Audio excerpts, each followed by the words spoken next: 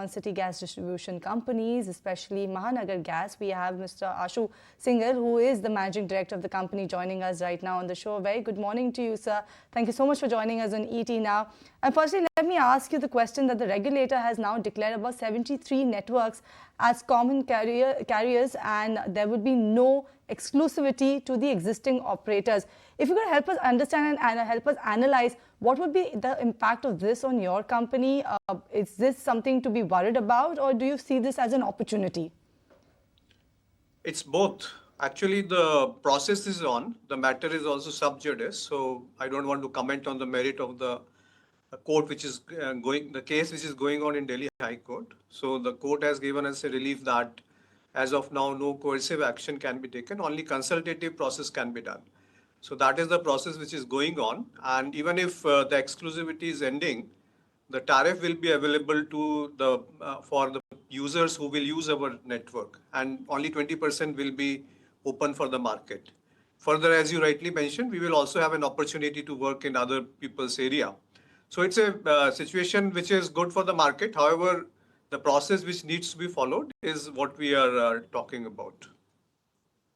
All right. Good morning, Mr. Sehgal. This is Shrishti also joining in. But give us a sense on the prices as well, because after we have seen the APM gas allocation cut, the company has gone ahead and raised the prices. But what's the expectation on further price hikes from these levels as well, and especially in some of your key markets like NCR?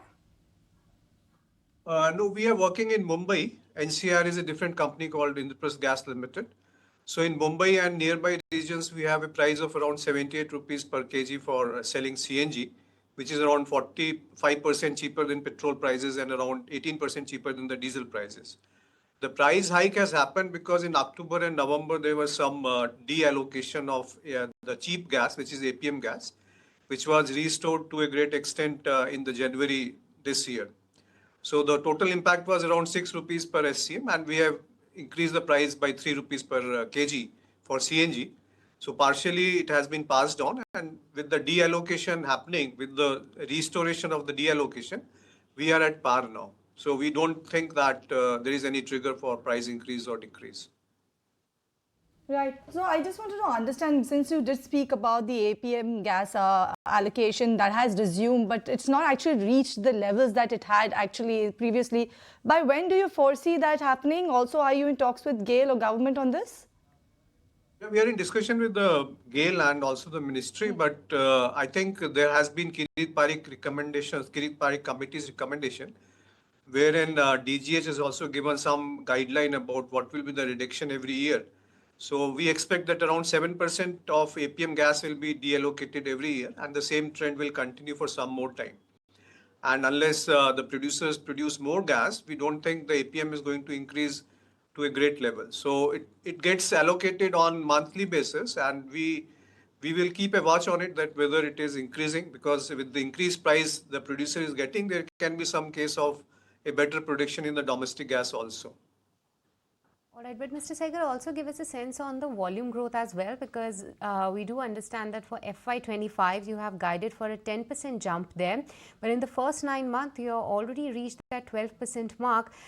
So what's the visibility and expectation from Q4?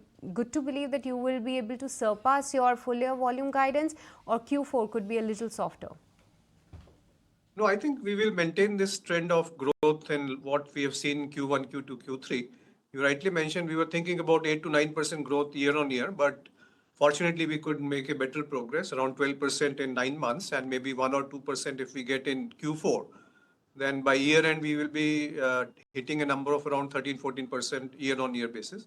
Whereas the same year on year basis, last year it was 5.5%. So we see this is a very substantial growth as far as MGL is concerned, and this is perhaps one of the highest in the history of the company. So, you know, when we spoke to the oil minister last, he said that they will ensure that the availability increases. I'm talking about the gas availability. Are you seeing any evidence of that? Are you seeing that what were concerns of the past in terms of supply constraints, they are getting sorted out? No, I mean, you have to see it in a more holistic manner. The PNG gas, we are getting 100% allocation of APM. That is the domestic cheapest gas available in the country. For industrial and commercial, sufficient gas is available by way of term contracts. There is exchange, and also spot gas is available. In the CNG portion, there is a mix of all the gases. Around 51% we are getting APM gas, which is cheap gas, followed by HPHT gas, which again is linked to an index. And then we will getting new well gas. The overall quantity is not coming down. What is happening is some of the domestic gas, which is being priced at APM, is getting converted into new well gas. So it's the weighted average cost which is going up. And therefore, as replied earlier, that part of it we have passed on and part of it we have absorbed. So we think now with the resumption of the deallocation, we are at par with what was the situation before the deallocation happened in October and November. And year on year, we will wait and watch that what is the production level of domestic producers. And otherwise also the gas is available in sufficient quantities in the market. It is only a matter of affordability, and going forward, maybe LNG is going to show a surplus trend and the prices will be softened in next 2-3 years time, which is a good sign for CGD and as well as India as a whole. All right. And lastly, Mr. Singhal, apart from the natural gas, the company is also seen to be diversifying in some of the other segments as well. Like you have bought a stake in the International Battery Company. The company has compressed biogas plant as well. Give us a sense that what are the future plans to diversify even more? Yeah, I think International Battery Company is a joint venture which we have created with IBC, and 40% stake is with MGL and 60% is with IBC.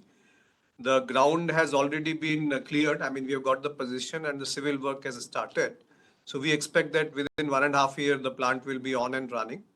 Other diversification areas are that we are merging the Unison acquisition, which we have done last year, within an MGL company. And also we have formed a joint venture for LNG retail outlet along the highways, as well as CBG plant is there on the cards. We have signed an MOU with BMC and we expect the land allocation to happen soon. Thereafter, it will take around 1.5 year time to set up the plant. Otherwise, we have taken equity also in one of the EV company, three-wheeler electric vehicle manufacturing company.